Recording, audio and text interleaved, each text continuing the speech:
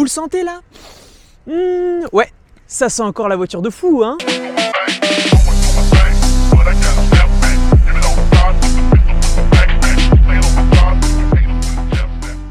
Voici en exclusivité juste pour vous la 992 Carrera 4 GTS Cabriolet. Là, on est clairement sur l'un des Graals actuels de chez Porsche. Je vois déjà venir certains d'entre vous.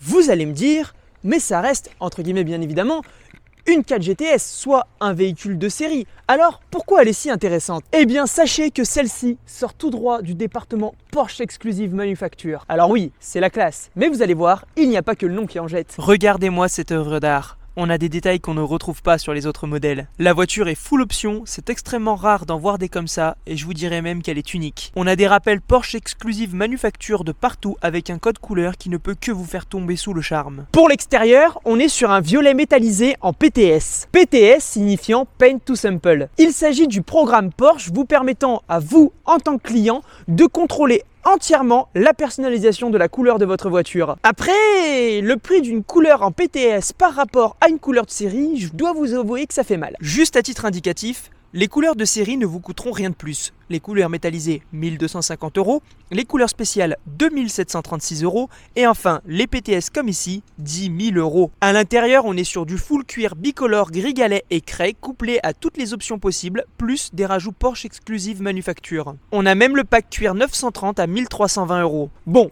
je ne vais pas vous faire de schéma, vous avez bien compris que cette voiture est plus que full option et unique. Ça me fait vraiment plaisir d'en voir une comme ça parce que c'est très rare, de par déjà le fait que ce soit récent et qu'il y en ait peu sur le marché.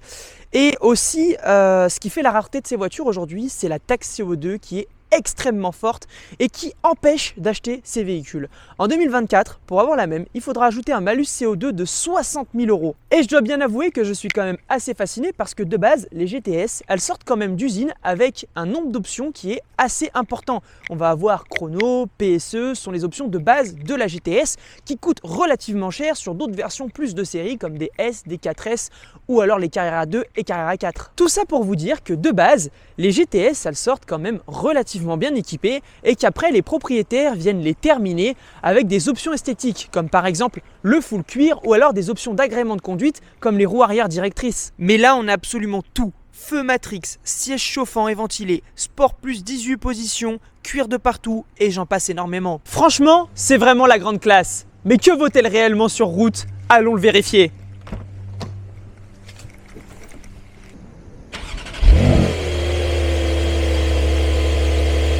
Laissez-moi rapidement vous remettre dans le contexte. On est sur un flat 6 biturbo de 3 litres développant 480 chevaux. Autant vous dire que ça marche très fort et que le tout est en plus de ça couplé à une boîte PDK complètement revue puisqu'elle est désormais étagée sur 8 rapports.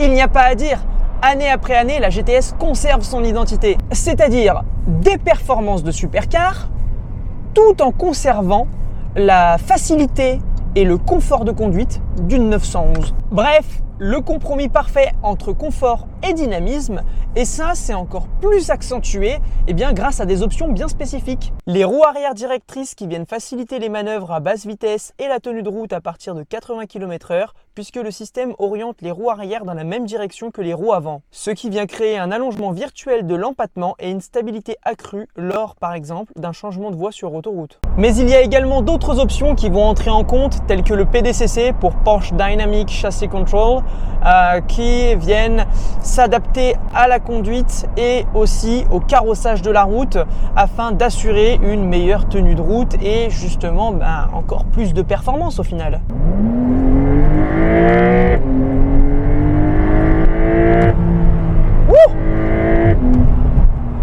Le son devient très fort dans les oreilles dès qu'on atteint les 7200 tours minute.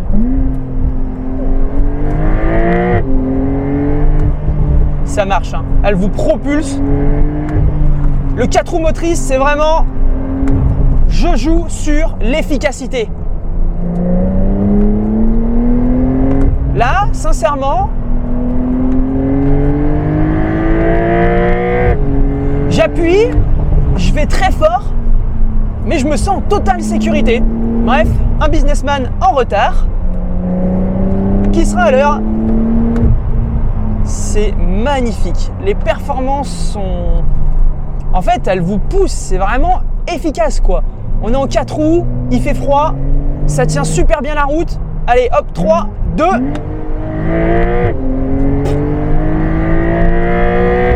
Ça passe tout seul. Wow, mais c'est fou, hein.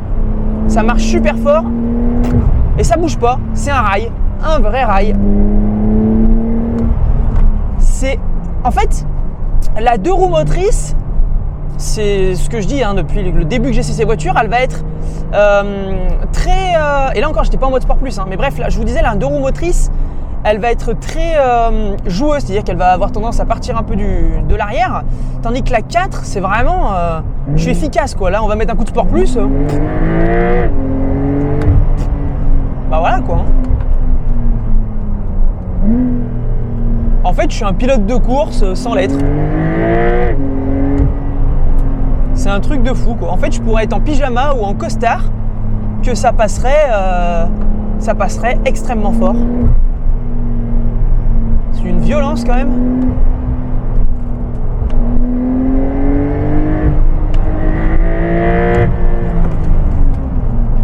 En fait, l'avantage, c'est que le couple, il est tout de suite disponible là à 2000-2300 tours minute, à peine. La seule chose que je ferais moi personnellement si j'avais cette voiture, mais après ça c'est mon petit côté fan de tuning, j'enlèverais les FAP, donc les filtres à particules, afin justement de rendre la sonorité un peu moins étouffée que ce qu'elle est à cause justement de toutes ces normes anti-pollution qui aujourd'hui prennent le dessus. Dans tous les cas, retenez cette information.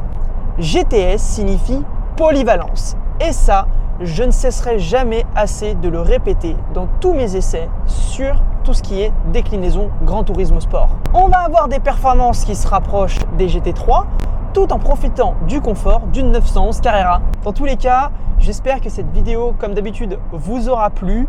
Dans tous les cas, n'hésitez pas à me faire part de vos retours, y compris de vos expériences dans les commentaires. Je les lis toujours et j'essaye de répondre à absolument tout.